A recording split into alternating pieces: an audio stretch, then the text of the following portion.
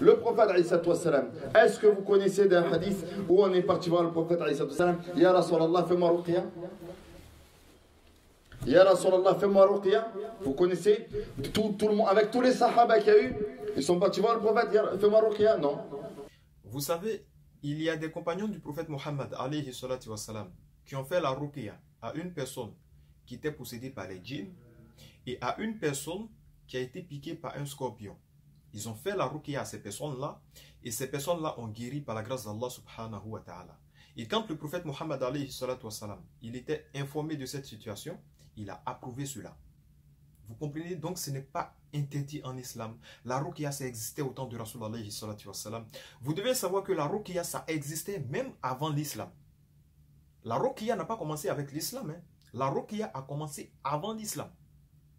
Il existe 3 types de ruqya. Il y a la ruqya jahiliya, la ruqya qui existait avant l'islam. Il y a la ruqya du shirk, ce qui comporte tout ce qui est interdit en islam. Et il y a la ruqya par le Coran, ce que le prophète Mohammed alayhi salatu wassalam nous a enseigné. Donc la ruqya jahiliya, c'est une ruqya qui existait avant l'islam. Et concernant cela, quand le prophète Mohammed alayhi salatu wassalam, il est venu à Médine, il y a des habitants de Médine qui sont venus voir le prophète et lui ont dit, Ya Rasoul, on fait la ruqya jahiliya, est-ce qu'avec l'islam, on doit arrêter ou bien est-ce qu'on peut continuer? Ils ont posé la question au prophète Mohammed alayhi salatu wassalam. Et le prophète a répondu, il dit, récitez-moi la ruqya que vous faites, il n'y a pas de mal dans la ruqya tant qu'il n'y a pas de shirk. C'est la condition que le prophète Mohammed alayhi salatu wassalam, il a donnée dans la ruqya.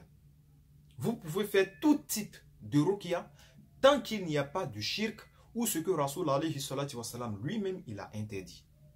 C'est la condition dans la ruqya. La deuxième façon de faire la ruqya, c'est la ruqya du shirk. Ce qui comporte tout ce qui est interdit en islam. Par exemple, l'associationnisme, faire des sacrifices pour les djinns pour guérir, porter des talismans gris-gris, des bagues de protection chance, tout ça c'est interdit, faire de la voyance, etc. Ça c'est la ruqya du shirk et c'est interdit en islam. Concernant cela, Allah Ta'ala nous dit dans le Saint-Coran, Inna alladhina kafaru min ahli al-kitabi wal mushrikin fi nar jahannam khalidina fiha ulaika hum sharrul bariyya. Ceux qui ont mécru parmi les gens du livre, ainsi que les mushrikin, les associateurs, ils iront tout droit en enfer, là où ils demeureront pour l'éternité. De toute la création, ce sont eux les pires.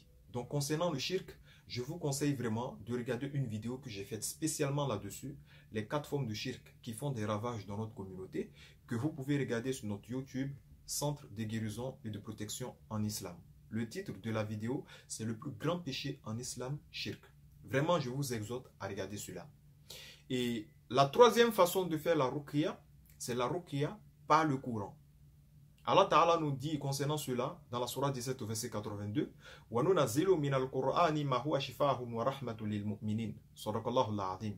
nous faisons descendre du Coran ce qui est une guérison et une miséricorde pour les croyants.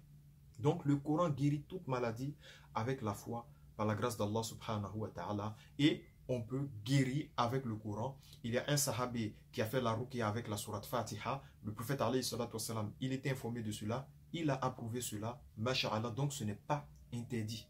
Et voilà, l'imam, il est en train de dire que non. Est-ce qu'il y a eu des compagnons qui ont fait la ruqya au temps du prophète? Effectivement, il y a eu des compagnons qui ont fait la ruqya au temps du prophète.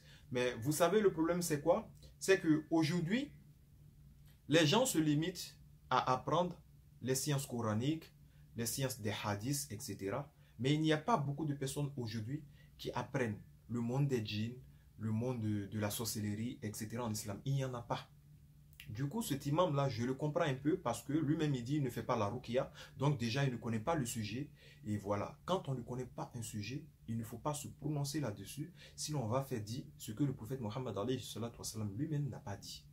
Vous comprenez? Et qu'Allah Ta'ala nous en préserve et qu'il nous pardonne. Donc la ruqya en islam, c'est une réalité. Et il y a des preuves aussi pour cela dans la sunna du prophète Mohammed alayhi salatu wassalam.